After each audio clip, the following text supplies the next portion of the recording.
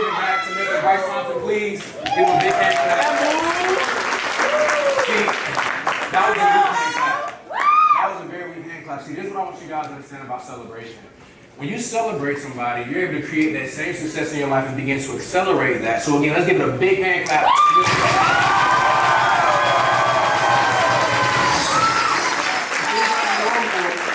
It's not normal to be 23 years old making $50,000 per month, right? So it's not normal. So Bryce, again, thank you for the platform, bro. Thank you for putting together this amazing event. Now can we clap up all the chairmen that we have in front of the room, please?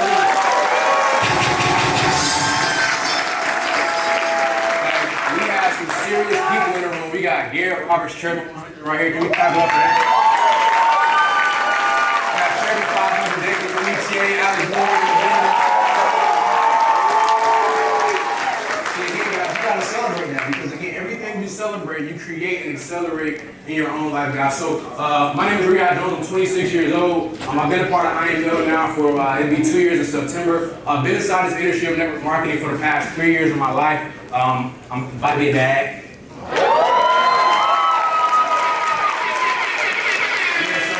the next 7 to 14 days, my wife and I will be having our first kid, Keegan. Super excited for that. But yeah, it's lit, Garrett. So last night, David Monique stood right on this platform and he said he wants you guys to write down your expectation for this event. Who honestly went home and did that? Honestly. All right, so we got a couple people that actually did it. All right, see, expectation is everything, guys. Expectation is going to lead me right into what I want to talk to you guys about today. Expectation. Somebody say expectancy. Expectancy. Say it one more time. Expectancy. One more time. Expectancy. See, David taught me the secret in every single word. So when David starts talking about all these words, I began to look at these words differently. So when I started saying expectancy, guess what I started seeing? Expect and see. See, when you expect something, you can actually begin to see that in your life, but before you get the right expectation, right, when you get the expectation, you gotta hold to that expectation with a certain level of faith. See, faith and expectation are wings of the same airplane. You can't have an airplane with one wing. Does that make sense? Right, so if I got an airplane here, for the airplane to go up and come down successfully, you gotta have both planes. So you can't just have faith without expectation. You can't have expectation without faith. How many people have heard faith without works is dead? Yes, sir. Yes, sir. Well, works without faith is also dead, right? So it's gonna have to be a high level of faith there, because when you have that high level of faith, when you have that high level of expectation, what's created, guys, is a focus. Somebody say focus. Focus. What's created is a focus. We have that high level of faith, that high level of expectancy. There's a level of focus that's created. And it's my belief that the number one cause of failure is broken focus. Listen to me. The number one cause of failure is broken focus. I was an athlete my whole entire life. I played football from the age of 5 until I was 23 years old. And I was never the best athlete. I was never the most skilled. I was never the biggest. I was never the strongest. I was never the fastest. But what set me apart from everybody that I played with was the amount of focus that I applied to the game. See, when I was coming out again, I wasn't the best high school athlete, but I was somebody that actually played at a high level at the University of Tennessee. And people that were from my neighborhood, people that I played football with, they didn't make it to where I made it to, and they were a lot better than me. They were more talented than me, but there was something here that I had, which was the focus, right? So the number one cause of success is a fixed focus. So you're sitting in this room, you're taking notes right now, you're gonna have to be focused on the task at hand. You're gonna have to be sitting here, you can't be on your phone, you can't be out in the hallway having hallway conversations like a lot of people do when they come to these events. You gotta be sitting here locked in,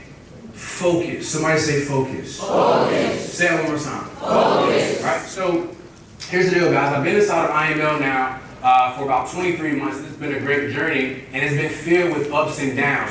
But what's allowed me to get to where I'm at and stay here, and obviously going to the next level, is a high level of focus. And a lot of people, they focus on the wrong thing. A lot of people choose to focus on what they don't want. And then when what they don't want shows up, they're looking crazy. The back office. Why am I not cheering yet? Why am I not the next drink yet? Because we're focusing on what we don't want. See, a lot of people said when they was up on the stage, they don't look at the back office. See, I don't look at the back office either, because the back office doesn't tell you your future.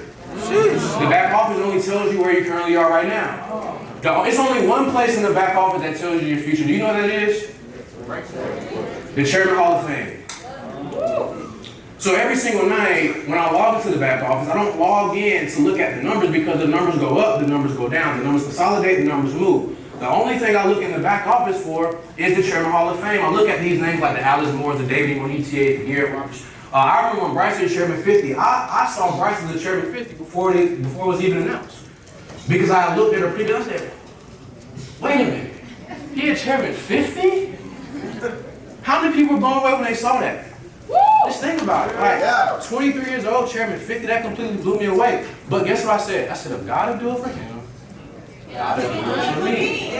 If God will do it for him, he'll do it for me. But what happens to a lot of people is, guys, they focus on the things that they don't want. And so since they focus on the things that they don't want, there's a certain type of emotion that's then created. And when those certain types of emotions are created, that's how you get those people saying, I don't feel like it, because of what you've been focusing on. See, it's going to be hard for me to actually do some work if I'm focused on what's not going right.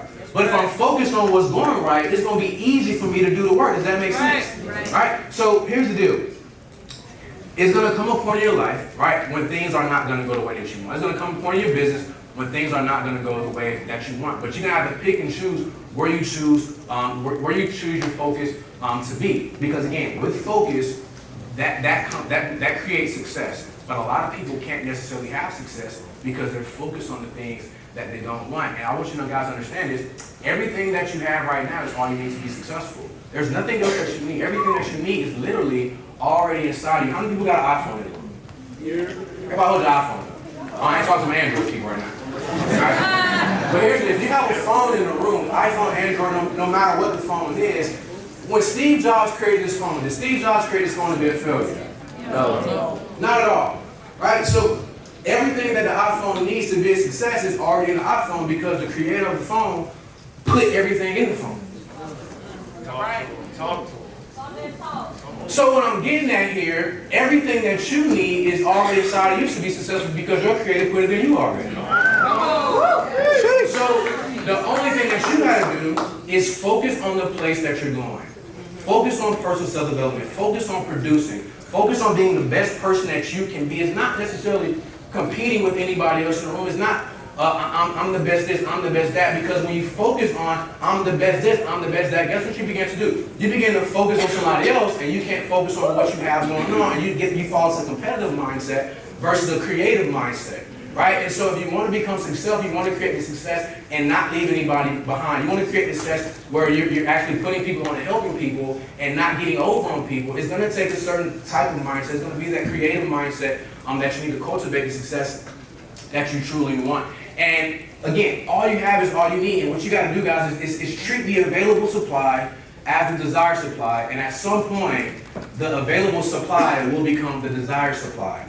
I'm going to say that one more time. You have to treat the available supply as the desired supply, and at some point, the available supply will become the desired supply. So you got to treat that Platinum 150 business, that customer business, like a chairman business, and at some point, that business is going to become a chairman business. And my favorite book of all time is called The Bible. It's the #1 best-selling book in the world. If you haven't read it, highly suggest you check it out. But in there, it talks about one of Jesus' first miracles.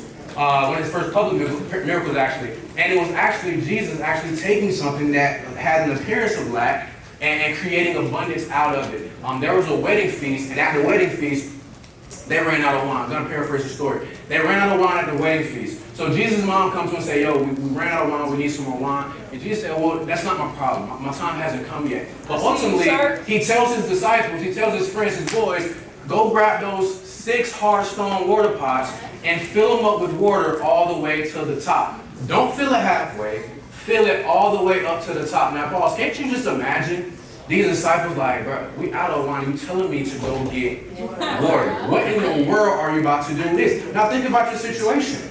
Your situation, water right now.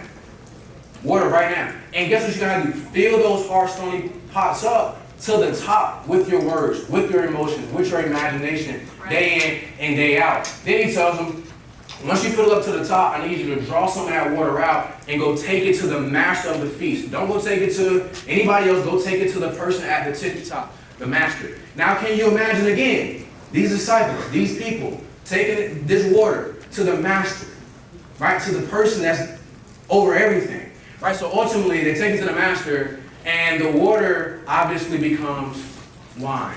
What I want you to think about, what I want you to get from this story is your situation right now.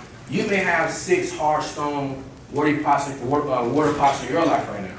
6 hard stone water pots, situations of lack, situations of, I'm not where I want to be. But you got to treat that available supply as that desired supply. And at some point, that available supply will become that desired supply. Does that make sense? Yes, sir. All right, perfect. I'm not done yet. Right, so I love it too. So the disciples, they actually go pour water into the hard stone water pots. They don't pour the water, again guys, halfway. They don't pour the water meekly. They pour it up to the top. So what am I telling you? With your situation, you're going to have to pour words into your situation. You're going to have to pour the right information into your situation. You're going to have to pour the right emotions into your situation. Here's what I want you guys to understand. Your words create your world.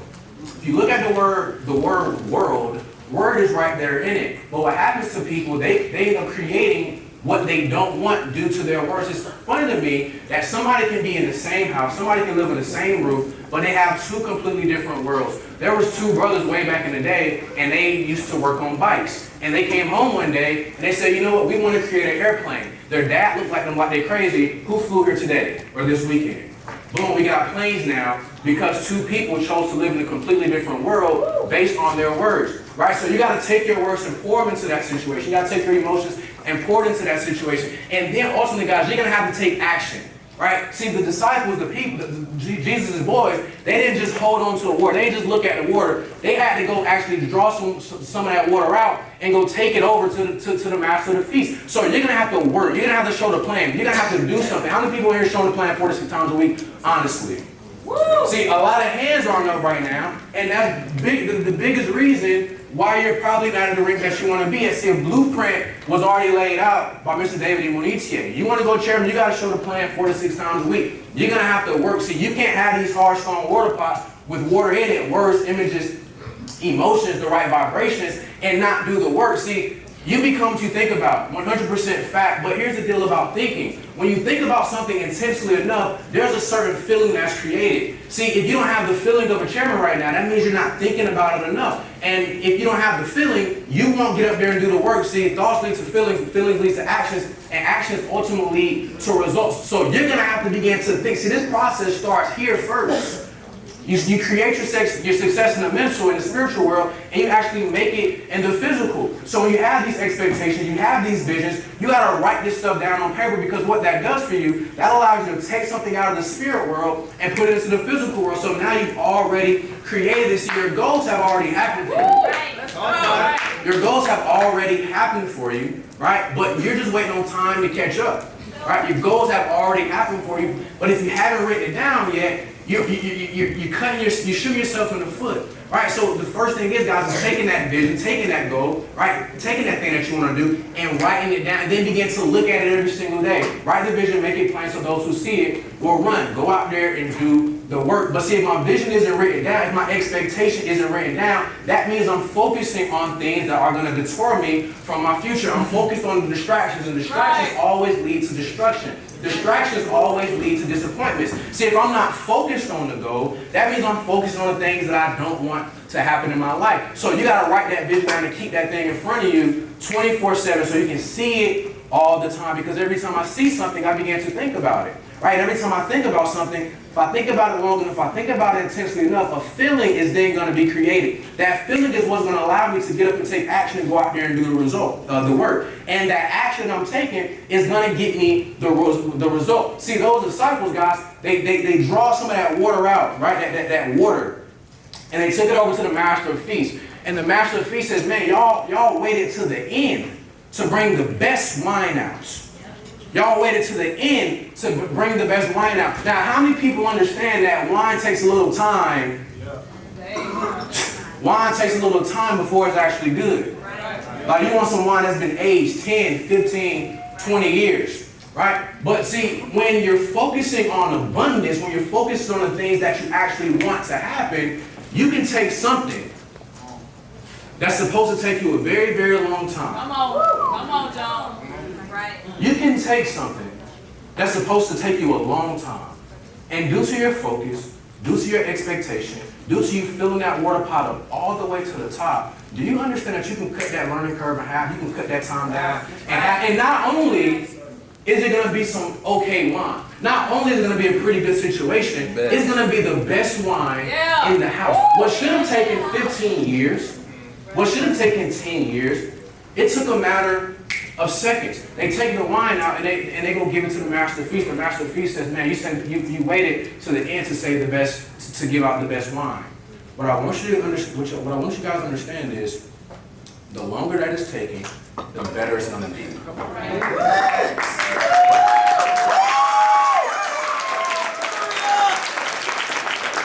that it takes you, is the better it's going to be. But see, what happens to a lot of people is, guys, they can't go through the process. They can't see it all the way through to the end. You got chairmen up here that have been through the process, going through the process. You got Platinum 5000s that were speaking, and guess what they're doing? They're going through the process. But as you're going through this process, guys, there's going to be, again, a certain type of emotion that you got to bring to the process, right? And if you go through the process successfully, at some point you're going to become processed. If you go through the process successfully, you're going to become processed, and that's what happened with the water. That's how the water became wine. So my question for you, ladies and gentlemen, will you allow God to turn your watery situation into wine? I'll see you guys in the next.